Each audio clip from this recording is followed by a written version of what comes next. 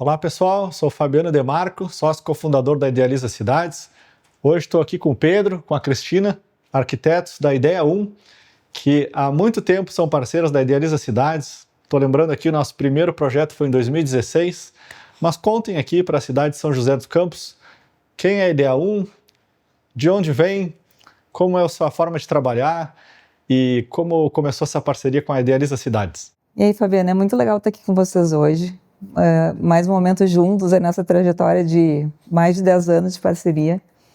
Eu estou aqui ao lado do Pedro representando a Ideia 1, que é um escritório de arquitetura, um escritório gaúcho, mas que tem uma atuação já nacional, em âmbito nacional, que já faz pelo menos uns 5 anos que a gente está trabalhando nessa expansão.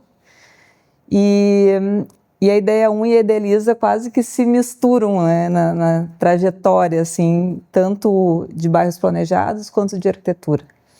E para nós, assim, é um privilégio muito grande poder trabalhar com a Idealiza, poder trabalhar no Parque Una. Vocês são clientes que nos dão muita liberdade, que apreciam a arquitetura e que têm uma noção muito grande assim do que é da importância de um bom urbanismo, de uma boa arquitetura e da importância de mesclar essas duas disciplinas numa coisa só. Nós estamos já no nosso 21º projeto em Pelotas. A gente já fez, se não me falha a memória, 7 projetos em Uberlândia, Parque Una Uberlândia. E aqui estamos com 4 projetos em São José dos Campos e muito felizes por estar próximo do lançamento do primeiro. Então já passamos de 30 projetos juntos, todos eles dentro de Parque Una.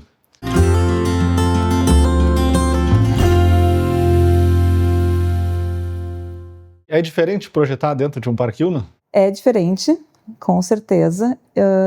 E hoje em dia eu vejo que toda essa diferença que tem projetar para o Parque Una, que a gente trabalha então com mais conexão urbana, com outra abordagem de projeto, a gente não trabalha com gradil, né? A gente não trabalha com guarita exposta, a gente não trabalha com valorização dos carros, a gente trabalha com valorização das pessoas.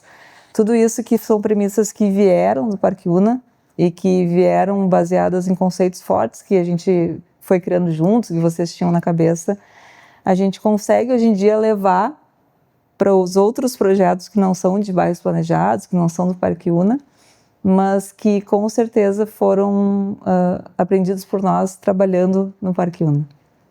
Acho que o Parque Una ele é como se fosse um laboratório de cidade, né? Então a gente gosta de atuar na cidade, mas também de fazer cidade, né? Através do Parque Una e dessas experiências que a gente teve, a gente consegue verificar agora que a gente já tem essa vida urbana pujante no Parque Una Pelotas, a gente consegue ver o desdobramento todo esse penso de arquitetura, de urbanismo, a gente consegue ver essas coisas tendo vida, né? E realmente criar a cidade de uma forma empírica, a gente testar, acertar, errar, replicar, não replicar e potencializar aquilo que a gente tem que potencializar. Toda essa disciplina que a gente tem do bairro planejado já ganhou bastante corpo. Uma das coisas que se fala muito em arquitetura é na escala do projeto. E desde desenhar uma mesa a projetar um loteamento de grandes proporções. E o Parque Una tem a sua escala própria. E vocês podem descrever assim, até para arquitetos que estejam aqui nos assistindo, como é projetar nessa escala de projeto que o Parque Una tem, até para que as pessoas saibam, o bairro tem, primeira fase lá em Pelotas tem 30 edifícios, depois mais 25 na segunda, aqui em São José dos Campos são 69 quadras para incorporação imobiliária, Uberlândia são 40, como muda para o arquiteto e urbanista, porque nesse caso ele tem que ser arquiteto e urbanista mesmo, projetar nessa escala? O que muda é essa prioridade, né? O espaço público vem antes do espaço privado, em primeiro lugar. Então, essas relações são todas muito bem pensadas e amarradas com esse contexto. Uma coisa que a gente, na atuação em Parque Una, percebeu é que não necessariamente o arquiteto precisa olhar para o edifício. Ele começa, como o Parque Una ele é pensado como uma sinergia, né? A gente acaba extrapolando um pouco os limites do lote e do edifício e a gente começou a desenvolver master plans de quarteirões inteiros, né? Então, desde o bairro para a quadra, pro lote, e nesse sentido faz muito sentido o que a Cris está trazendo, da gente pensar primeiro os espaços públicos e depois os espaços privados, porque a edificação ela fica no terceiro plano, porque o foco é a vida, são as pessoas, né? Então eu acho que isso é uma lição aprendida sobre escala. Uma coisa que as pessoas que estão nos assistindo aqui agora querem saber é onde será o primeiro lançamento no Parque Una São José dos Campos. E vocês, como autores do projeto, poderiam contar onde é o terreno? Esse terreno é bom? Como ele é? Eu acho que o terreno que a gente elencou para ser o primeiro lançamento de São José dos Campos, ele tem uma série de peculiaridades em torno dele que tornam ele bastante especial, assim, porque existe um eixo, né, na Avenida Salmão, que vai encontrar justamente o eixo que é a gênese do próprio Parque Una, que é onde está a Casa Una. Ele vai ter continuidade como a Rua Acalmada no Parque Una, né? Então, ele já vai por si só ser um eixo bem marcante, e essa avenida ela já traz uma vitalidade que vem do bairro Jardim Aquários, na direção do bairro Parque Una. Então, isso já por si já geraria uma localização estratégica, né? Já seria uma localização de muito interesse. A gente está também no vértice onde inicia o parque, né? Que é o maior equipamento público que a gente vai ter na redondeza. E a gente tem uma orientação solar também muito nobre, voltada para o oeste, que é o sol poente na serra, que é uma paisagem que vai ser muito marcante também. Então, são muitos fatores que são favoráveis para esse terreno realmente ter uma característica muito particular. Então, faz total sentido ele ser o primeiro lançamento que vai carregar a identidade desse bairro, que vai comunicar e mostrar, né, o que veio, essa arquitetura que está sendo trazida para São José, e também essa vida urbana, antes de mais nada, né? E aqui veio o próprio Parque Una também, né? Porque é difícil até de explicar para as pessoas o que é o Parque Una. O Parque Una eu acho que é uma coisa que tu não consegue explicar sem vivenciar, não consegue explicar muito bem o que é a energia desse lugar. E o que eu mais escuto, inclusive, das pessoas que vão visitar o Parque Una Pelotas, por exemplo, é: não parece que eu estou no Brasil. Então, eu acho que isso é uma coisa que, com certeza, a gente vai potencializar muito aqui em São José dos Campos, em outra escala, sem dúvida. E esse terreno, com todos esses atrativos que o Pedro estava falando, só poderia ser ele mesmo a porta de entrada desse grande projeto que vem por aí. E ao mesmo tempo que tem essa percepção de que não parece que estamos aqui, o projeto em si traz tanta referência a justamente esse local, né? Então, a gente trouxe para a própria leitura da arquitetura como se ele fosse uma topografia construída, como se ele fosse uma extrusão vertical do parque, que fosse o próprio parque, olhando para a Serra da Mantiqueira, que também é uma característica do local. Então, a nossa referência é realmente a localidade que a gente está inserido. Então, eu acho que vai numa linha até da gente dar um outro significado para esse aqui, né, que as pessoas acham que não estão aqui, que estão em outro lugar.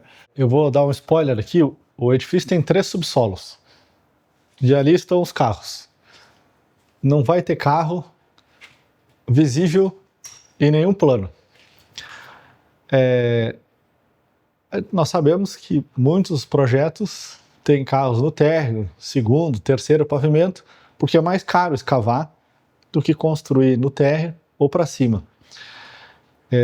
Por que os projetos da Idealiza, no Parque Una, elaborados pela Idea 1, trabalham com subsolos e preservam os térreos e os sobressolos da presença de veículos? Eu acho que essa abordagem ela parte do entendimento do quão caro é o térreo, né? O quão importante é o pavimento térreo, que está conectado com o movimento da rua. Caro no sentido econômico ou no sentido urbanístico? Importante.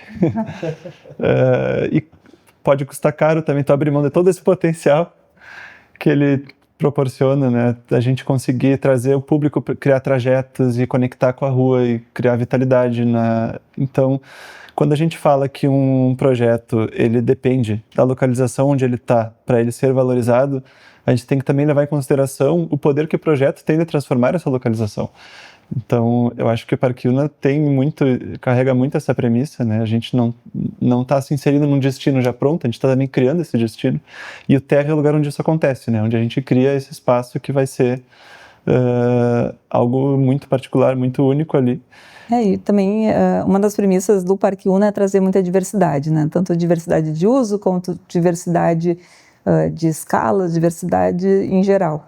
E a gente aproveita o térreo para trazer também essa multiplicidade de atividades, onde a gente vai ter os térreos comerciais, com loja, com ativação, com vitalidade, o que gera muito mais segurança, o que gera vida de rua, convivência, encontros. E a gente vai ter, ao mesmo tempo, o edifício residencial acontecendo em cima. Então, essa dinâmica que a gente vai ter acontecendo no térreo é importante para o bairro, é importante para as pessoas também e para essa vitalidade. Me contou um passarinho que, como nós temos quarteirões grandes e é muito importante para os pedestres se deslocarem de forma eficiente, ouvi dizer que esses térreos são permeáveis aos pedestres, cruzando os quarteirões. Vocês podem falar um pouco mais sobre isso? Eu penso que, de novo, né, a gente tem nos Parque Unas, aqui em São José dos Campos também, essa importância dos espaços públicos, dos momentos, dos locais de encontro, dos locais de convívio.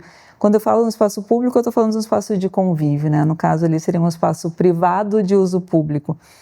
E justamente uma coisa que eu acho incrível dos bairros planejados é que o incorporador ele poderia usar o lote de uma forma, explorar o lote de outra forma, não integrando tantos espaços de qualidade para a cidade, mas ele abre mão de construir, digamos, naquele espaço, de construir mais naquele espaço e de trazer espaços de uso público de muita qualidade. Então, esses espaços são importantes para gerar essa permeabilidade, essas conexões que você está falando, de repente poder diminuir algumas distâncias de percurso, ou de poder me aproximar de um lugar, de uma loja que eu quero descer mais rapidamente, mas principalmente de trazer qualidade urbana, de trazer espaços de convívio e de convivência, de encontros de pessoas, que é o que faz a cidade ficar interessante e atrativa. Os apartamentos, as pessoas querem saber, são de um dormitório, 2, de 3, como são? 2 suítes, 3? Então, vista para o parque, não? A gente, de novo, né, trabalhando com essa ideia de diversidade, a gente também traz, nesse primeiro lançamento, uma diversidade de produtos. Então, a gente tem apartamentos de 1 dormitório, de 2 dormitórios, tem mais de uma tipologia de apartamentos de 2 dormitórios, tem apartamentos de 3 dormitórios, com mais de uma tipologia de apartamentos de 3 dormitórios também. Mas eu diria que o mais importante é a qualidade e ambiência que esses apartamentos vão ter. A gente está trabalhando com todas as unidades com janela piso-teto, tanto nas salas quanto nos dormitórios. Isso amplia muito a iluminação dos apartamentos, a ventilação dos apartamentos, a exploração da vista, a amplitude do horizonte, essa vista que o Pedro estava falando da Serra da Mantiqueira, do pôr do sol maravilhoso que a gente vai ter. A gente está trabalhando com varandas nas unidades, com abas também. A gente tem apartamentos voltados para norte, para noroeste, para oeste. Tem abas que expandem essa visual também, mas ao mesmo tempo fazem uma proteção solar que gera melhor conforto térmico para as unidades. A gente está trabalhando com janelas, essas piso-teto que abrem totalmente. Na frente a gente tem uma espécie de janela-balcão, onde a gente vai ter um peitoril que transforma aquela janela quase numa sacada. A gente tem floreiras que trazem biofilia e que ao mesmo tempo trazem essa coisa boa de trazer uma vegetação para dentro da própria casa, né, que expandem essa ideia do parque. Então, são atributos muito especiais e muito valorizados, tanto pela arquitetura quanto pelo usuário. Então, é um edifício que, tanto pela qualidade espacial, pela qualidade arquitetônica e dos materiais, ele tende a perdurar bastante aí. Até complementando esse ponto da resposta do edifício no tempo, né, para os moradores, a gente, nessa estratégia de criar essa máscara que vai proteger as unidades da insolação mais severa e vai ter um conforto térmico maior, um desempenho energético maior, a estrutura ela se comporta como um exoesqueleto, ela sai do interior do apartamento, então ela não vai obstruir a amplitude do apartamento e também não vai impedir a adaptação, né? A flexibilidade da pessoa, daqui a pouco mudou algum cenário da vida dela, ela pode adaptar o apartamento a esse novo cenário. Então isso também dá uma qualidade mais perene aos apartamentos, né? Eles vão atender as necessidades dos usuários por mais tempo. Eu vou fazer uma pergunta para a Cris e uma para o Pedro. Poderia explicar melhor o que são essas abas? E para o Pedro, qual a importância de um edifício ser atemporal? Essas abas são elementos arquitetônicos que são as lajes dos apartamentos que se projetam além da vedação, além da estrutura, e elas geram como se fossem beirais, né, nas unidades, assim como antigamente as casas, a gente tinha os alpendres, as varandas, que geravam essa sensação de bem-estar, de aconchego, de ter essa projeção acima do teu assim, da tua cabeça, que dá ao mesmo tempo uma transição interior e exterior. Ela também consegue proteger bastante da insolação, porque à medida que ela se projeta além, né, da esquadria, o sol ele tem um ângulo que ele vai entrar de fato na unidade só depois de um certo horário, muito mais para o final da tarde do que seria se a gente estivesse diretamente na fachada pegando essa insolação. Então ele é um elemento de estética, um elemento de conforto ambiental para quem está dentro da unidade e de conforto emocional também, que ela remete um pouco a essas varandas, esses alpendres. E dá para se dizer que protege um pouquinho da chuva também? Totalmente. Com Fica mais certeza fácil de limpar o vidro? Não, a pessoa com certeza ela vai poder sair de casa e sem uma preocupação muito maior se vai chover, se não vai chover, porque se chover e ela estiver trabalhando, estiver na rua, não vai tocar, uma chuva tocada dentro não vai entrar na casa dela, ela vai ter uma preocupação a menos. E que dimensões tem essas abas? A partir da nossa parede interna ali do ambiente, 1,20 m ela se projeta. Então, as pessoas terão 1,20 m de aba, gerando essa proteção de incidência solar e da chuva nas suas janelas, esquadrias, piso-teto, com guarda-corpo, floreiras e visuais para a Serra da Mantiqueira, seria isso? Só isso, nada mais além disso. E a temporalidade, Pedro? A gente entende que a gente tem que capturar daquele projeto, naquele local, qual seria a linguagem que mais se adequaria a ele, né? Então, para a gente conseguir ter uma resposta também pertinente no assunto da linguagem arquitetônica, né? Também no assunto da materialidade. E a gente sempre procura trabalhar com os materiais que são, digamos, que são genuínos, né? Então, o próprio concreto aparente, ele é o próprio concreto à vista, e também os materiais que remetem às pedras naturais. Então, a gente trabalhar com texturas que remetam a essa linguagem mais mineral que o edifício vai ter, até por ele ter essa intenção de ser uma extrusão do chão, né, do próprio parque, do próprio bairro, da própria ambiência da rua. Eu acho que ele também tem que ser feito assim de materiais que sejam naturais. Então a gente consegue trazer uma apreciação mais ampla também do projeto, porque quando a gente também traz a vegetação para a fachada, como é o caso nos pavimentos inferiores, que a gente tem floreiras, a gente sabe que o gosto pela vegetação ele não é conversa de arquiteto, né? Eu acho que todo mundo aprecia um bom paisagismo ou uma área mais arborizada, então isso vai trazer mais conforto também, não apenas fisicamente falando, por ser uma barreira a mais que vai trazer esse conforto térmico, mas também no aspecto mais subjetivo, assim, tu ter vegetação no teu entorno sempre te traz mais bem-estar, né? Quando a gente fala de atemporalidade, se a gente for fazer um paralelo com a moda, por exemplo, a gente tem peças no nosso guarda-roupa que são clássicas, que a gente sabe que a gente pode investir naquela peça, que o retorno vai valer, porque ela nunca vai sair de moda, ela nunca vai ficar datada. Uma boa camisa branca, uma alfaiataria. Então, para nós, a atemporalidade na arquitetura é isso também, é tu saber que tu vai estar fazendo um investimento em um projeto, num edifício, que ele não vai ficar datado com uma coisa daquele tempo. Ele vai perdurar, ele vai ser mais atemporal e o investimento vai valer a pena. Vocês poderiam falar um pouco sobre a volumetria do prédio, como ele é? A ideia da volumetria da torre, ela, dentro desse contexto de que ela é uma extrusão do parque e que ela é uma resposta ao local que ela está inserida, ela deveria adotar uma composição orgânica. Então a gente entendeu que ela não ia ir na linha do rigor, da simetria, e sim uma composição com uma aparência mais natural. Então a gente tem essas praças suspensas num arranjo assimétrico. Então ela é como se fosse uma pedra esculpida, como se fosse uma raiz que cresceu. O projeto ele subverte uma lógica que a gente costuma adotar nos projetos de edificações verticais, que é a contraposição de base versus torre. A gente dissolve essa abordagem desde o ponto de partida. Então, o que é contraposição de base versus torre?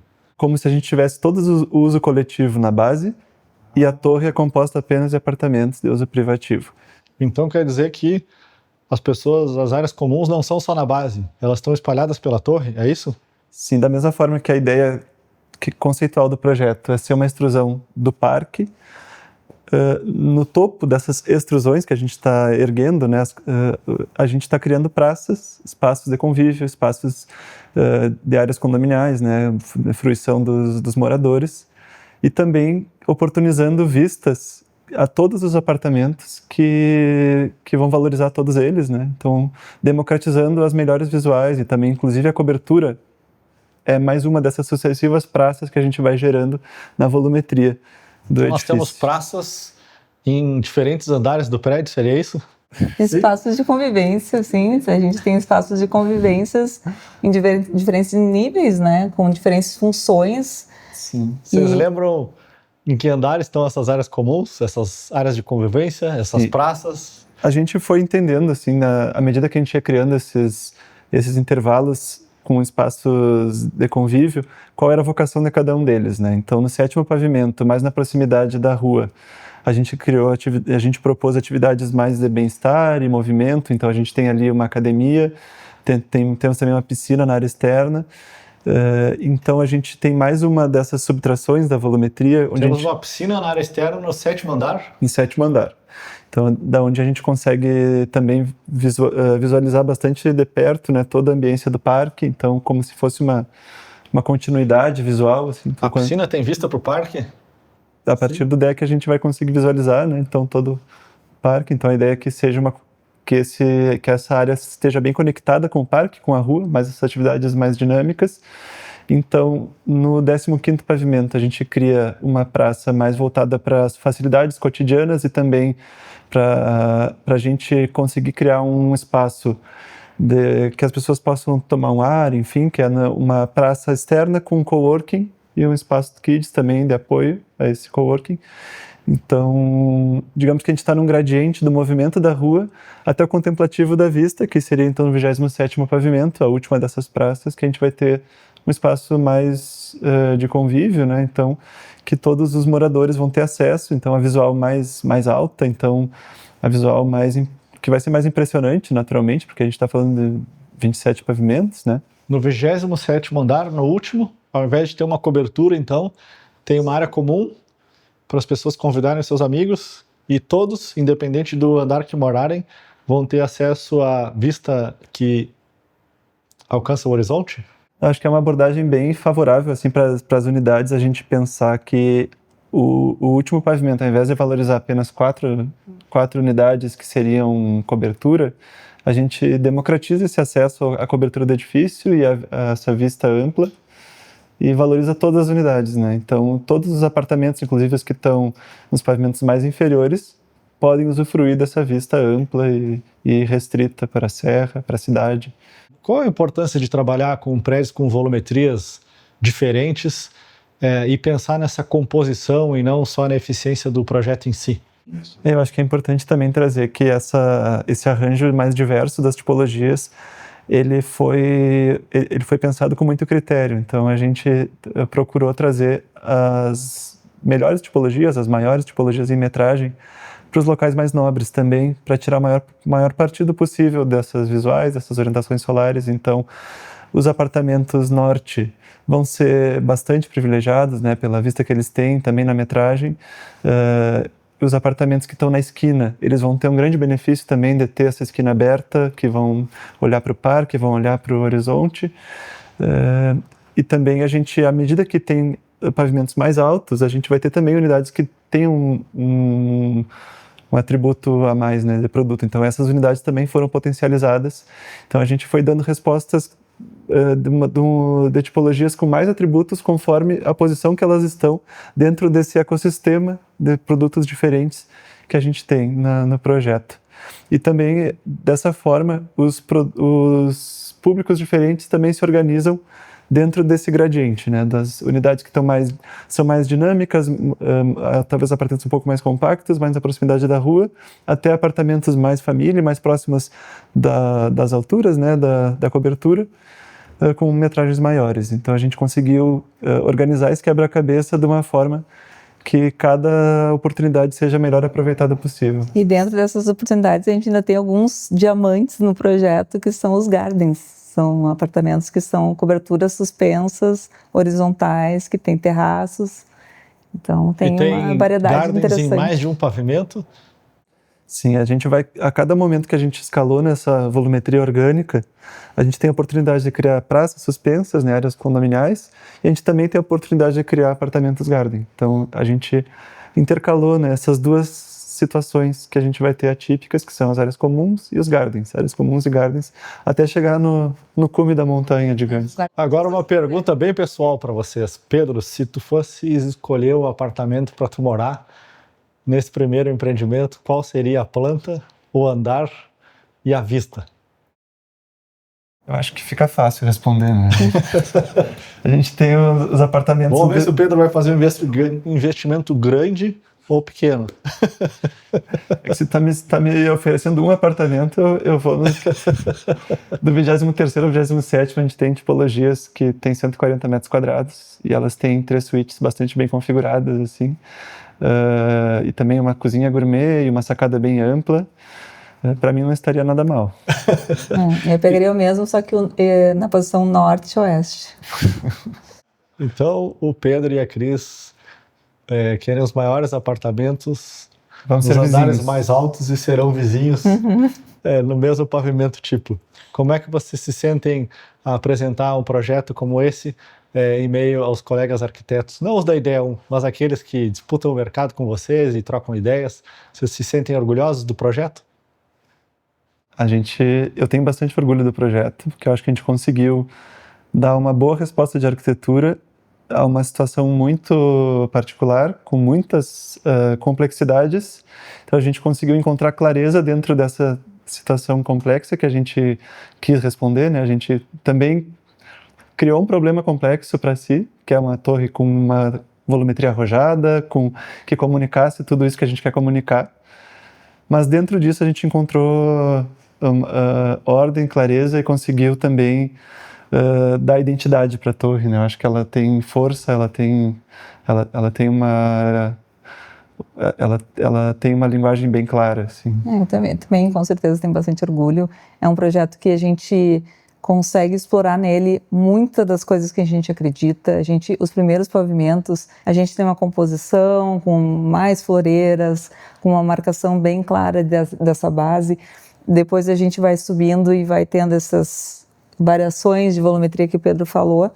E aí, ao mesmo tempo que a gente tem essa dinâmica de volumetria que faz o projeto ficar tão especial, a gente tem muito rigor e muita racionalidade, que é um contraponto muito interessante entre o orgânico e o racional.